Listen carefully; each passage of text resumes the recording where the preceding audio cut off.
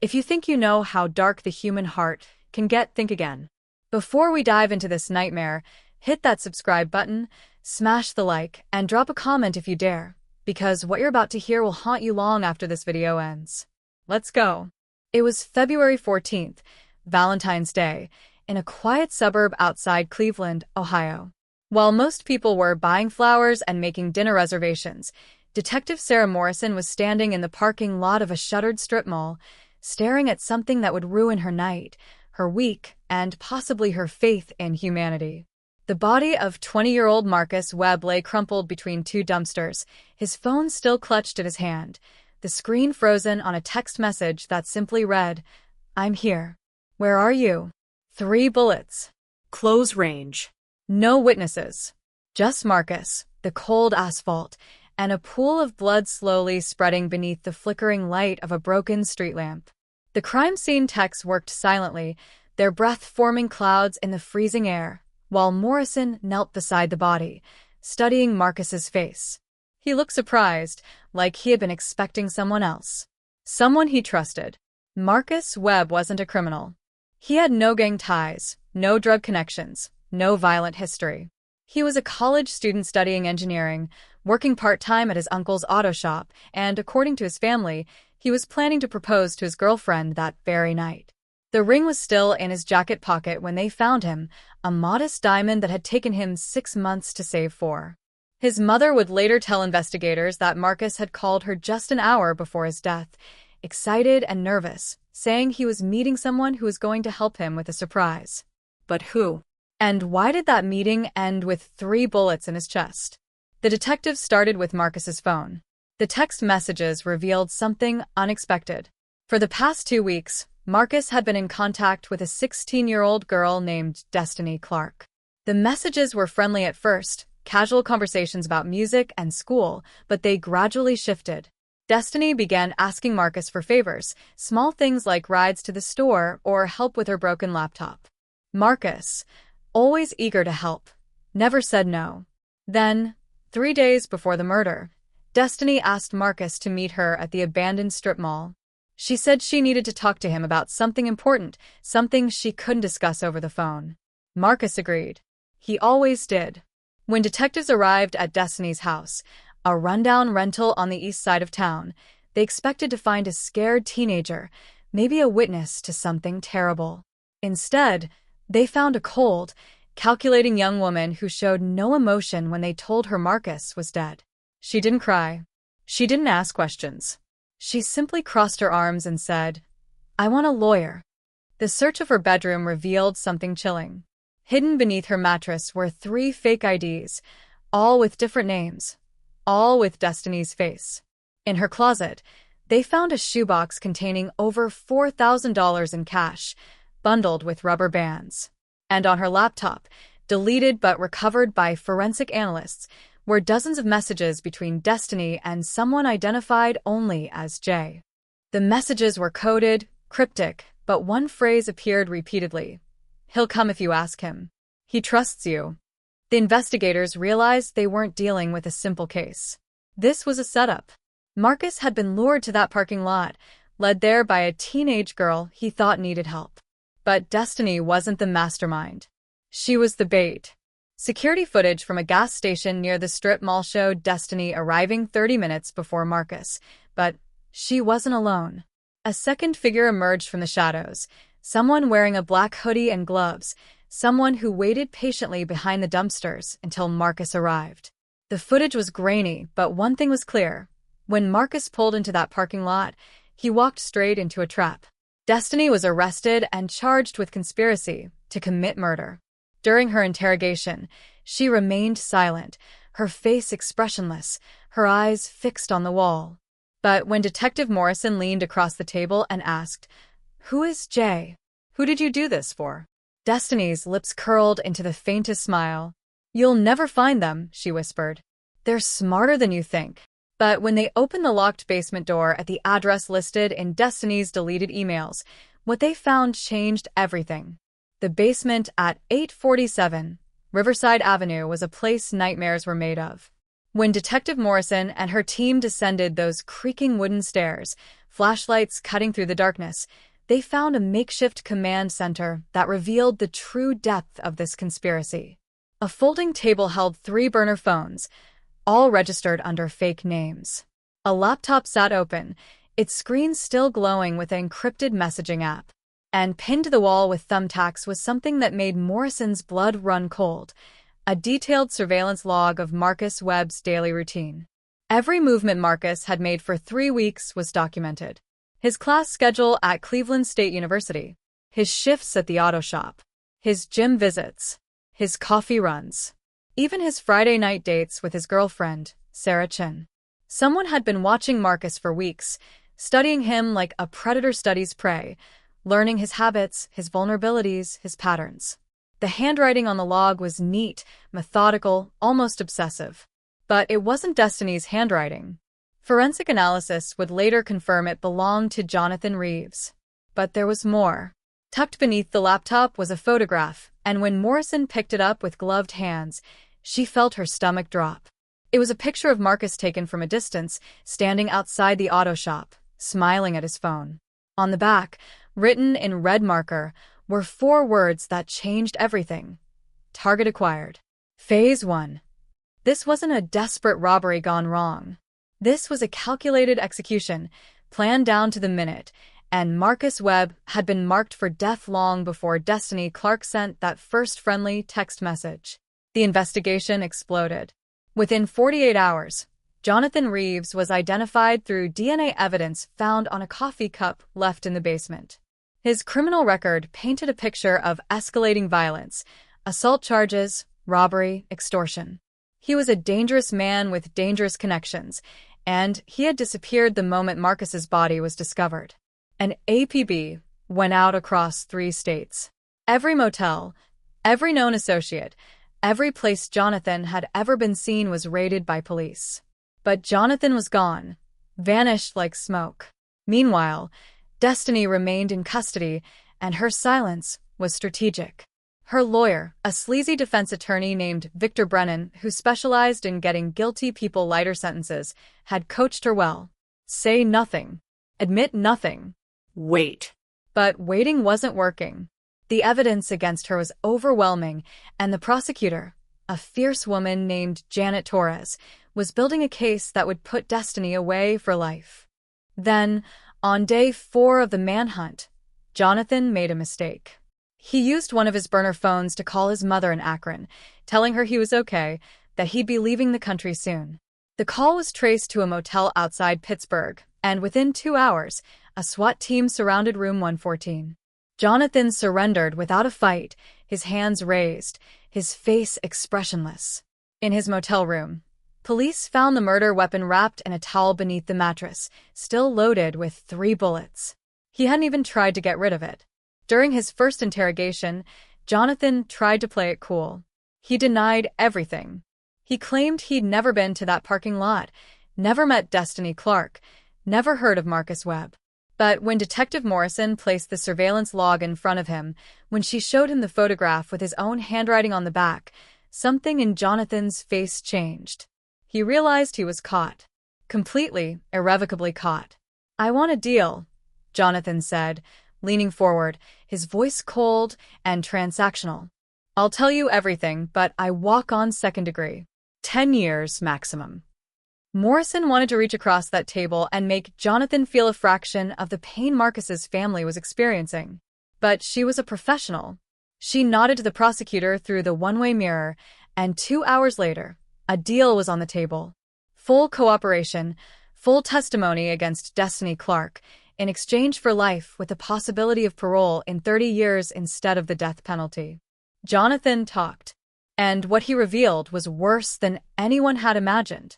The plan had started 2 months before Marcus's death. Jonathan had been drowning in gambling debts, $15,000 owed to a loan shark named Dimitri, who ran an illegal betting operation out of a warehouse downtown. Dimitri's enforcers had already beaten Jonathan once, breaking 2 ribs and warning him that the next visit would be permanent. Desperate, Jonathan started looking for quick money, big money, the kind of money you can't earn legally in 2 months. That's when he remembered Marcus Webb. They'd met briefly at the auto shop 6 months earlier when Jonathan brought in his car for repairs. Marcus had been friendly, helpful, the kind of guy who actually cared about doing good work. Jonathan had noticed Marcus's clothes, his watch, his new phone. Marcus came from money, real money. His father owned 3 car dealerships across Ohio. Jonathan started thinking, what if Marcus just disappeared? What if there was an accident, a robbery, something that left Marcus unable to identify his attacker? Jonathan could clear his debt and have cash left over. But Jonathan needed help. He couldn't approach Marcus directly. Too many people at the shop would remember him. He needed someone Marcus would trust, someone innocent-looking, someone who could lure Marcus to an isolated location without raising suspicion. That's when he met Destiny at a house party thrown by a mutual acquaintance. Destiny was 16, already living on her own after a massive fight with her mother, working minimum wage at a grocery store, and struggling to pay rent on a studio apartment that barely had heat. Jonathan saw opportunity. He approached her with a business proposition, $5,000 cash, just for befriending a college student and convincing him to meet her somewhere private. Destiny asked what would happen when they met. Jonathan lied smoothly. Just a robbery. He'll lose his wallet, maybe his car. Nobody gets hurt. Destiny had hesitated for exactly 10 seconds before agreeing. The surveillance started immediately. Jonathan followed Marcus for weeks, documenting everything, looking for the perfect moment. Meanwhile, Destiny did her part flawlessly. She created a fake social media profile, carefully crafted to seem authentic. Photos of concerts, posts about studying, complaints about her broken laptop. Then she randomly commented on one of Marcus's posts about engineering. Marcus, friendly as always, responded. They started talking. Destiny was patient, building trust slowly, never pushing too hard. Finally, when Jonathan was satisfied with the surveillance and Destiny had established enough rapport, they set the trap. Valentine's Day. The abandoned strip mall. Destiny would tell Marcus she needed help with something urgent, something personal she couldn't discuss over text. Marcus, being Marcus, agreed immediately. Jonathan's plan was simple. Wait until Marcus arrived, step out with a gun, take everything valuable, knock Marcus unconscious if necessary, and disappear. Destiny would drive away immediately. They'd split the money, and Marcus would wake up with a headache and a police report. But when Jonathan stepped out from behind that dumpster, gun raised, Marcus recognized him. "Jonathan? What are you doing, man?" Those words, spoken in confusion and fear, sealed Marcus's fate. Jonathan panicked. A witness meant prison, meant Dimitri's enforcers finding him behind bars, meant death. So Jonathan pulled the trigger. Once, twice, 3 times. Marcus fell, and Jonathan ran to Destiny's car, jumped in, and they drove away, leaving Marcus bleeding out on the cold asphalt. "I didn't mean to kill him," Jonathan said during his confession, his voice empty of remorse. "But he said my name. What choice did I have?" The detectives sat in stunned silence. What choice? Marcus had been murdered for the crime of recognizing someone, for being friendly at an auto shop 6 months earlier, for existing in Jonathan's world at the wrong moment. But one question remained. When Morrison asked Jonathan about the encrypted messages, about the references to someone called the planner, about who had actually organized this entire operation, Jonathan went quiet.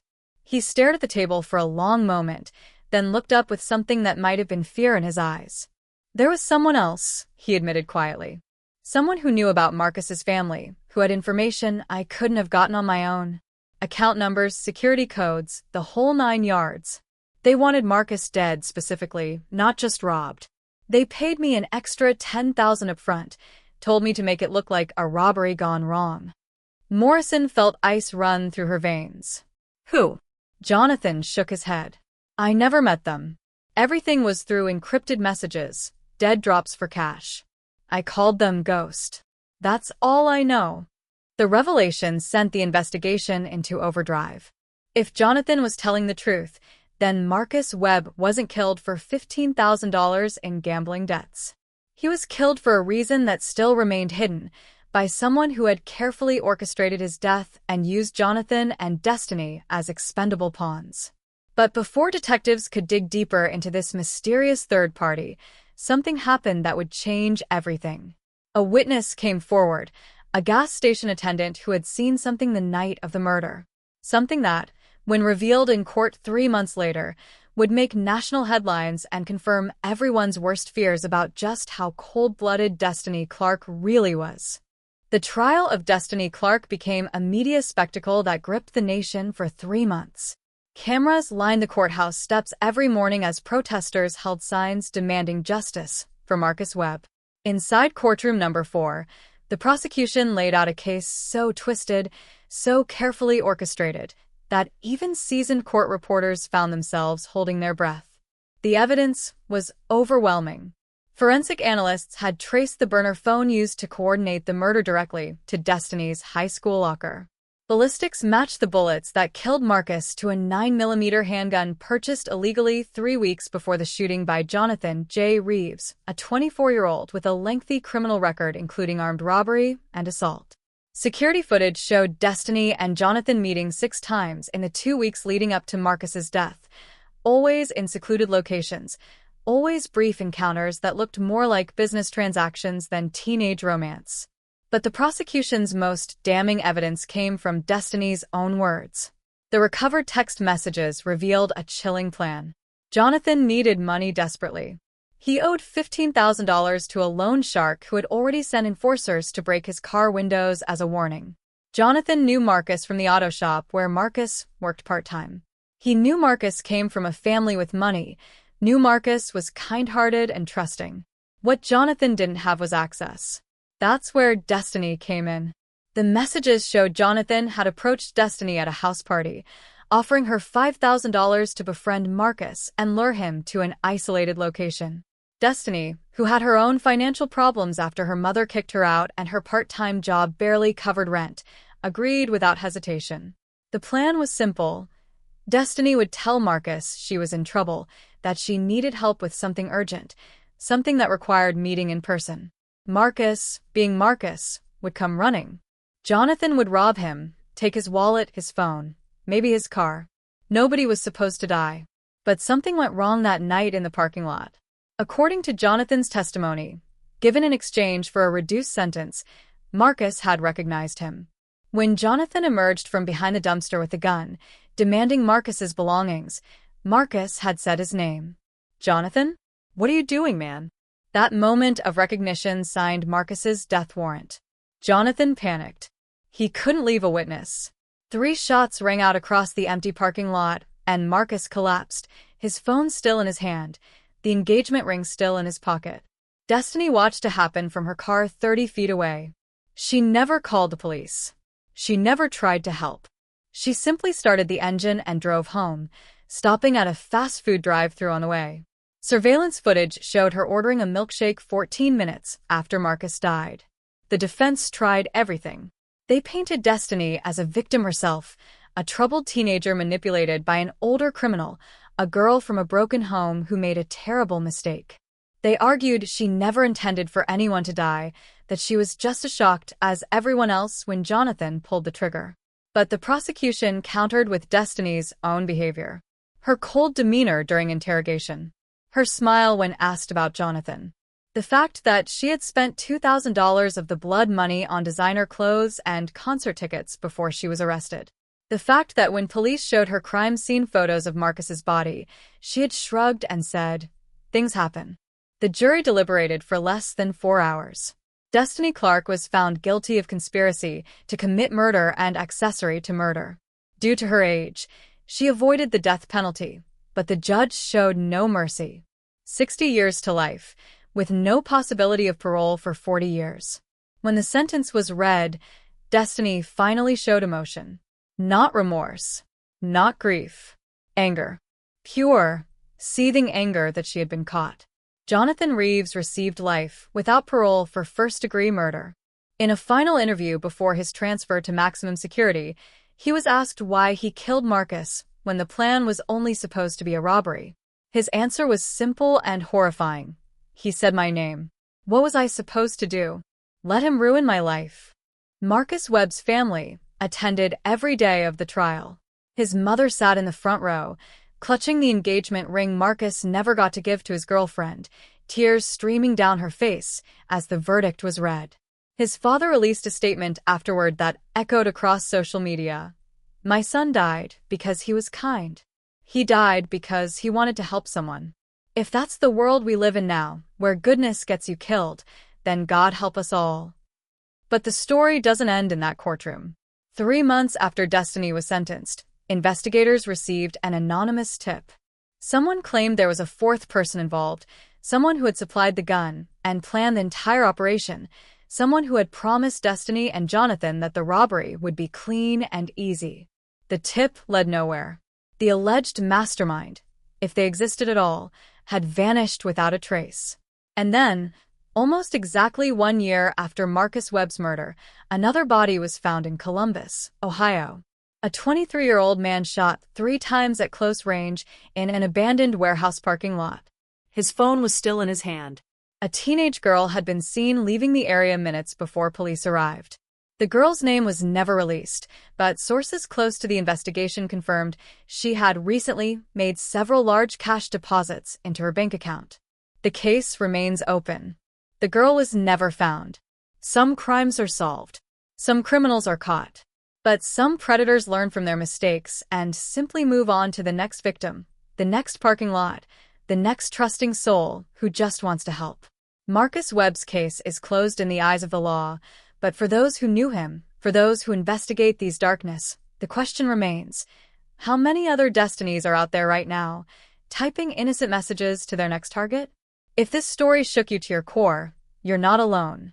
The darkness in humanity runs deeper than most of us want to believe. Don't miss what comes next. Subscribe now because the next case might be even closer to home than you think.